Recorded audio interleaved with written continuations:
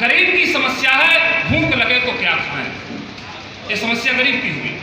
गरीब की समस्या है भूख लगे तो क्या खाए, अमीर की समस्या है क्या खाए तो भूख लगे, उसको भूख नहीं लगी बेचारे।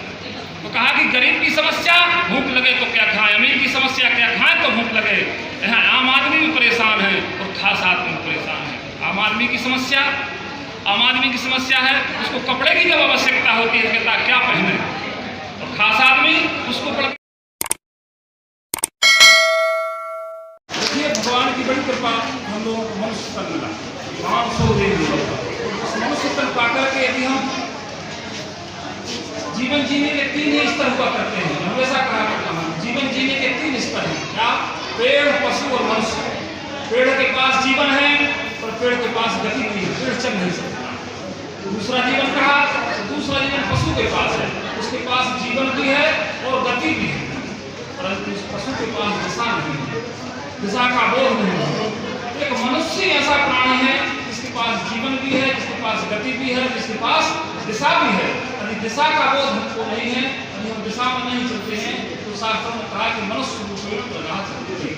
तो हमारी संस्कृति, हमारा मनुष्य परोपकाराय सकाम विभूत्या कार्यक्रम जो हो रहा है, इस कार्यक्रम में एक विद्यालय खुला, उषा सिलाई मशीन, बहुत बृहद कार्यक्रम है, बहुत बड़ी बृहद सोच है। इस सोच के लिए मैं धन्यवाद देना चाहता हूँ जिस व्यक्ति ने, जिस समाज में या जिस कमेटी ने ऐसे सोच कर समाज के रूप में प्रस्तुत किया, तो सोच धन्यवाद के प्राप्त है, वो व्यक्ति धन्यवाद का पात्र है, वो पूजनीय है। जिसमें 10 लोगों को रोजगार देंगे, बच्चियों के प्रति कला, बच्चियों को एक गुण देने का जो काम किया जरूर करना चाहिए। भगवान ने भी आपके पास सामर्थ्य दिए है, भगवान शक्ति दिए हैं, तो जरूर करना चाहिए। यदि आप नहीं करेंगे तो निश्चित है कि आप समाज में दोषी कहलाएंगे। सामर्थ्य दिए, सामर्थ्य का सदुपयोग निश्चित करना चाहिए, क्योंकि जो व्यक्ति पेट से ऊपर उठा है वही समाज के विषय में सोच सकता है, वही देश के विषय में सोच सकता है। जो व्यक्ति अपने पेट से ऊपर नहीं उठा, जो अपनी भूख को शांत नहीं करा सकता है, वो कभी समाज के विषय में नहीं सोच सकता है। 3 शब्दों का बड़ा महत्व रहा हमारे हिंदू साहित्य में, हिंदू संस्कृति में। कौन कहा? एक विकृति। विकृति किसे कहते हैं? विकृति वो है जो दूसरों की रोटियां, दूसरों के अधिकारों को जो छीन करके खा जाता है, उसको विकृति कहते हैं। दूसरा शब्द आया प्रकृति। विकृति किसे कहा जाता है? कहा जो अपने कमाता है और अपने खाता है, उसको विकृति कहा जाता है। कहा दूसरा हुआ संस्कृति। संस्कृति किसे कहते हैं? वो जो अपने कमा करके दूसरों को खिला देता है, अपने भूखे रह करके दूसरों को खिला देता है, ये सनातन संस्कृति है, ये सनातन सभ्यता है, ये सनातन। तो हम सनातन संस्कृति में जन्म लिए, सनातन धर्म में हमारा जन्म हुआ, तो हम उस संस्कृति के आधार पर हमारे संस्कार, हमारे गुण, हमारे स्वभाव, हमारे सब कुछ विचारधाराएं उस संस्कृति के आधार पर। हमारे अंदर वो विचारधारा नहीं है हम किसी का अहित करके, किसी के अपराध की दुनिया में जा करके और फिर किसी को दबा करके फिर संपत्ति का सृजन कर नहीं। हम लोग यहाँ सोच रहा बहुजन हिताय, बहुजन हमारा समाज सुखी कैसे हो, हमारा समाज स्वस्थ कैसे हो, हमको उस विचारधारा के रहे। जीवन में हमारे ऋषियों ने कहा कि यदि जीवन में धैर्य और संतोष हो तो निर्धनता पूरी नहीं करती है। क्या? जीवन में यदि धैर्य और संतोष है तो निर्धनता पूरी नहीं करती है। कहा भोजन भले 56 प्रकार का ना हो, ऋषियों ने कहा कि भोजन गर्म और ताजा हो, कहा भोजन खराब हो।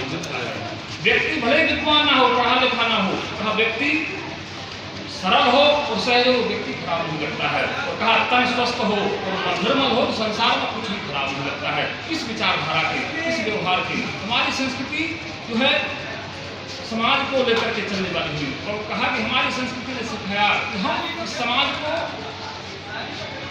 सुख कैसे दें, शांति कैसे दें। हमारे समाज में सुख और शांति का जो आयाम रहा, जो रहा, हम समाज में कहीं ना कहीं हमारे अवतार जो रहे उन्होंने सबसे पहले हम राम के अवतार को देखें, कृष्ण के अवतार को देखें तो राम ने क्या कहा?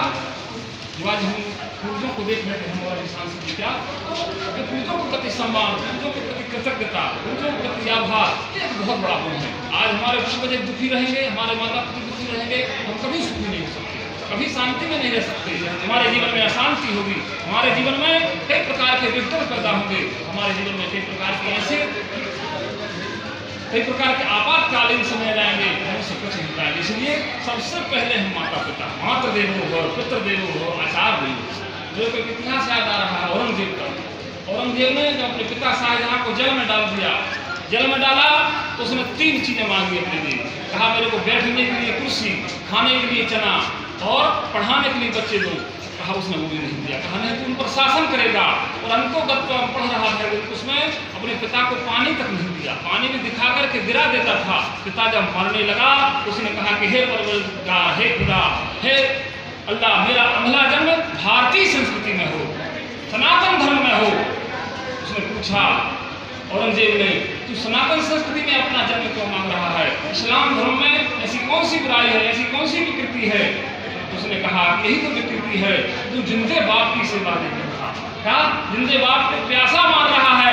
सनातन संस्कृति एक ऐसी संस्कृति है जिसमें माता पिता की जिंदगी सेवा तो करते हैं, 15 दिन पितृपक्ष आता है द्वार में, उसमें मरों के लिए भी जल दिया जाता है, घरों के लिए ये सनातन धर्म है, ये सनातन सभ्यता है। इसलिए हमारे यहाँ 2 संस्कृति हुई, एक राम की संस्कृति और कहा दूसरी रावण की संस्कृति। एक कृष्ण की संस्कृति, दूसरी कंस की संस्कृति।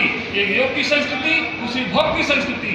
एक उपासना की संस्कृति तो दूसरी वासना की संस्कृति। एक पूर्व की संस्कृति तो दूसरी पश्चिम की संस्कृति। तो कहा कि पूर्व की संस्कृति क्या थी, राम की संस्कृति क्या? बोले प्रातः काले उठी के रघुनाथा, मातु पिता गुरु ना वही माथा।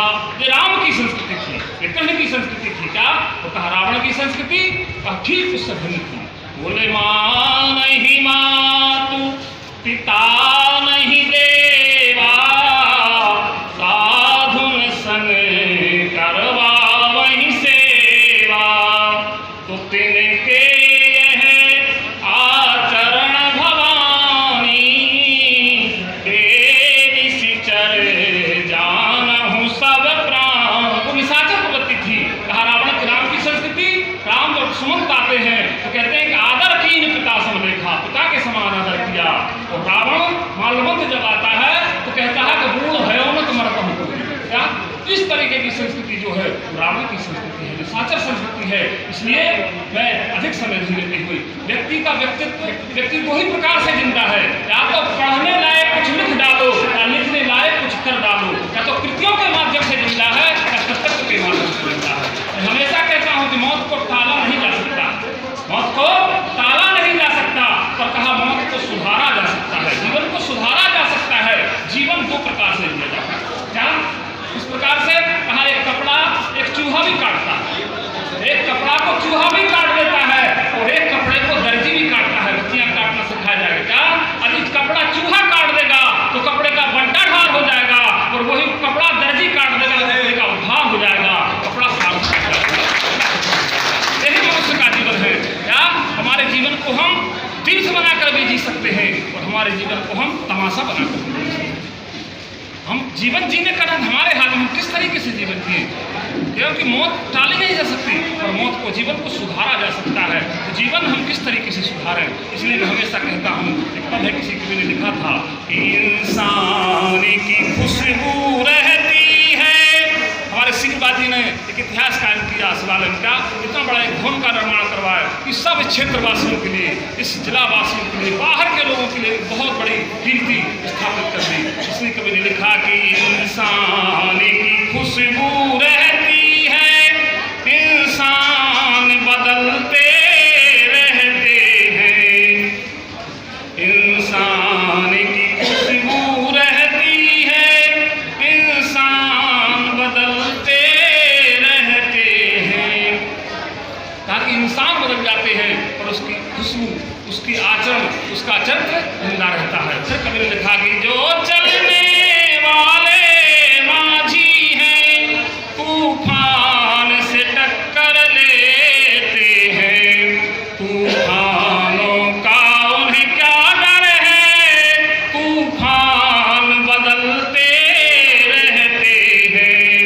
इंसान की खुशबू रहती है, इंसान बदलते रहते हैं। दुनिया एक बिस्तर खाना है, दुनिया एक बिस्तर खाना है। वो बिस्तर ही पड़े रहते, मेहमान बदलते रहते हैं। इंसान की खुशबू रहती है, इंसान बदलते रहते हैं।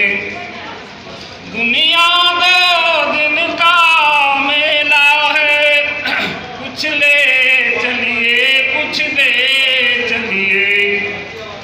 2 दिन की हुकूमत रहती है, सुल्तान बदलते रहते हैं। इंसान की खुशबू रहती है, इंसान बदलते रहते हैं। जीवन में सबको बदलना है। संसार की हर वस्तु परिवर्तनशील है। प्रत्येक वस्तु जो दिखाई दे रही है, संसार उसी को कहते हैं जो सरकता है, जो सरक रहा है, चल रहा है, उसी का नाम संसार है। और मनुष्य के प्रत्येक जीवन में समस्या है, हर आदमी के जीवन में समस्या है। क्या समस्या क्या है? गरीब की समस्या है भूख लगे तो क्या खाएं। ये समस्या गरीब की हुई। गरीब की समस्या है भूख लगे तो क्या खाए। अमीर की समस्या है क्या खाएं तो भूख लगे, उसको भूख नहीं लगी बेचारे। तो कहा कि गरीब की समस्या भूख लगे तो क्या खाएं, अमीर की समस्या क्या खाएं तो भूख लगे। यहाँ आम आदमी भी परेशान है और खास आदमी भी परेशान है। आम आदमी की समस्या है उसको कपड़े की जब आवश्यकता होती है कहता क्या पहने, और खास आदमी उसको पढ़ के वो क्या क्या पहने, इतना है उसके पास। तो कहा यहाँ बुजुर्ग भी परेशान है और हमारा युवा वर्ग भी परेशान है। बच्चों से पूछो भाई मंदिर में क्यों नहीं है, कहते हैं वह समय ही नहीं मिलता। तो बुजुर्गों से कहो तो कहते हैं हमारा समय नहीं कटता। क्या किसी का समय नहीं कट रहा, किसी को समय नहीं मिल रहा। कहा कि सब लोग यहाँ परेशान हैं। और उसमें भी जब हमारी सनातन संस्कृति की तरफ आ पाएंगे, निश्चित आना पड़ेगा। नहीं आएंगे तो अशांतस्य कुतः सुखम, कहीं सुख नहीं मिल सकता। होगा क्या यदि हमारे बच्चे संस्कृति की तरफ नहीं आएंगे, हमारे बच्चे हमारे माता पिता का गुरुओं का आदर नहीं करेंगे। तो आदर करना उनको सिखाना होगा, उनके जीवन में संस्कार डालना होगा। उनको हमारी संस्कृति, हमारे महापुरुष, हमारे पूर्वज कैसे थे उनके विषय में बताना होगा। नहीं बताओगे तो कल क्या करेंगे? कल यही करेंगे, बढ़िया बढ़िया एल्बम आपको ला करके दिखाएंगे और कहेंगे पिताजी इन एल्बमों में एक से एक देश के वृद्धाश्रम दर्ज हैं, उनको आप पसंद कर लीजिए। और पसंद करके हम उसे जो आप एल्बम में जिस वृद्धाश्रम को पसंद करेंगे उसमें आपको ले जाकर, क्योंकि संस्कारों के अभाव में नहीं होगा। भारतवर्ष में संस्कृति में सनातन धर्म में कहीं वृद्धाश्रम नहीं बनाए गए थे, परंतु आज वृद्धाश्रम बन रहे हैं। क्यों? तो माता पिता का कहीं ना कहीं, गुरुओं का कहीं ना कहीं अनादर हो रहा है। उस अनादर के कारण उनकी सेवा के अभाव में उनको वृद्धाश्रम में रख रहे हैं। हमारे माता पिता, हमारे गुरु पूजनीय थे, पूज्यता के भाव से, पूज्य भाव से उनको रखा जाता, सेवा के भाव से। उनसे कभी व्यक्ति पूर्ण नहीं होता था, हमेशा तक रहता था। मैं माता पिता के आशीर्वाद से ही संसार में आया हूँ, इसलिए सेवा करना सबसे बड़ा धर्म है। हम एक तीर्थ स्थान में जा रहे थे, बहुत बड़ा सीढ़ी थी, उस पर चढ़ना था। तो नीचे लिखा था कि माता पिता सबसे बड़ा तीर्थ है। उसमें नीचे सबसे नीचे की सीढ़ी पर लिखा था माता पिता सबसे बड़ा तीर्थ है। और जब ऊपर लिखा था सबसे अंतिम सीढ़ी पर कि तीर्थ को आप बहुत पीछे छुड़ाए। कहने का मतलब है कि माता पिता की सेवा करने के बाद तीर्थ जाएंगे तो उसका फल मिलेगा। माता पिता का अनादर करके, माता पिता की अवज्ञा करके, माता पिता को कष्ट दे करके आप कितने बड़े तीर्थ में चले जाइए, कहीं कोई फल मिलने वाला नहीं है। क्योंकि माता पिता सबसे बड़ा तीर्थ है। इसलिए मैं अधिक समय नहीं लेते हुए और इन्हीं शब्दों के साथ, क्योंकि और भी बहुत लोग हैं, समय कम है, और इन्हीं शब्दों के साथ अपनी वाणी को विराम दूंगा। सब लोग नहीं कहूँगा परिवार इसी तरीके की सेवा समाज की करता रहे, ताकि समाज को कहीं न कहीं आधार मिले, कहीं न कहीं समाज के लोगों को सुख मिले, शांति मिले। पैसे का सही, पैसा बहुत कुछ नहीं, पैसा कुछ हो सकता है, पैसा बहुत कुछ हो सकता है, पैसा सब कुछ नहीं होता। नहीं पैसा सब कुछ होता। भगवान महावीर, भगवान बुद्ध अपने घर द्वार नहीं छोड़ते। क्या वो समय के राजकुमार थे? आज की राजसत्ता में, उस समय की राजसत्ता में बहुत अंतर था। क्या उस समय के राजकुमारों ने अपने घर द्वार को छोड़ा? वो जानते थे कि पैसे से पुस्तक खरीदी जा सकती है, पैसे से ज्ञान नहीं खरीदा जा सकता, पैसे से बिस्तर खरीदा जा सकता है, पैसे से नींद नहीं खरीदी जा सकती, पैसे से पदार्थ खरीदे जा सकते हैं, पर पैसे से परमात्मा नहीं खरीदा जा सकता। बहुत उन लोगों ने लिखा भोगो न भुगता वैने भोगता तको न तत्ता वैने तत्ता। क्या भोग? हम सोचते हैं कि हम भोगों को भोग रहे हैं, भोगों को आज तक किसी ने नहीं भोगा। क्या तो भोग ही मनुष्य को भोग देते हैं। मनु महाराज के गोस्वामी जी ने लिखा कि भोग न विषय विराग भवन बसत भाग। संसार के विषयों से किसी को वैराग्य नहीं होता, इसलिए सीख लेना चाहिए। और वैसा सब कुछ होता है। भगवान बुद्ध, भगवान महावीर से भगवान नहीं छोड़ते, उन्होंने घर द्वार छोड़ा। बुद्ध घर द्वार नहीं छोड़ते, महावीर घर द्वार नहीं छोड़ते, ऊपर घर के परिवार उनसे संतुष्ट नहीं हो पाते, तो उनके विचारों में थोड़ा सा परिवर्तन होगा, विचार थोड़ा सा परिपक्व होगा।